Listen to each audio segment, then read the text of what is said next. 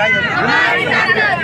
दिवाळीचा फरक दिवाळी कोरडी घालवणाऱ्या प्रशासनाचा, दिवाळी कोरडी घालवणाऱ्या प्रशासनाचा, वेळेवर फरकाच्या रकमा न देणाऱ्या प्रशासनाचा, वेळेवर फरकाच्या रकमा न देणाऱ्या प्रशासनाचा,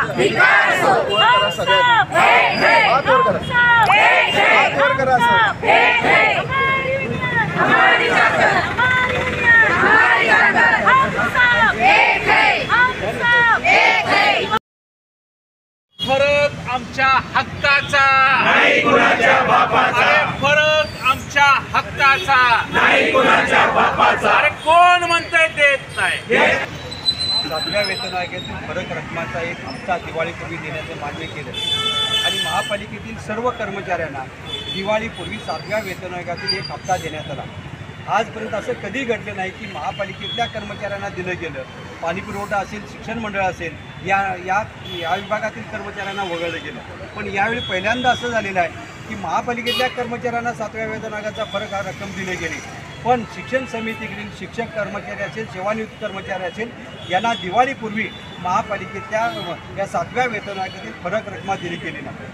काही अडचणीमुळे थांबला असेल असं आम्ही समजून घेतलं, पण दिवाळी होऊन आज 10-12 दिवस झाले, सगळे ऑफिसेस सुरू आहेत, तरीसुद्धा या 10-12 दिवसामध्ये सुद्धा प्रशासनानं 7व्या वेतन आयोगाचा हप्ता रक्कम दिला गेला. मागच्याच आठवड्यापूर्वी आम्ही त्यांना शुक्रवारपूर्वी ही रक्कम द्यावी अशी प्रशासनाला विनंती केली होती. न केल्या सोमवारी आम्ही आंदोलन करणार असं सांगितलं होतं. असं असताना सुद्धा प्रशासनानं ती आमची मागणी, सगळ्यांची मागणी मान्य केली नाही, म्हणून आज आम्ही निदर्शनं करतो.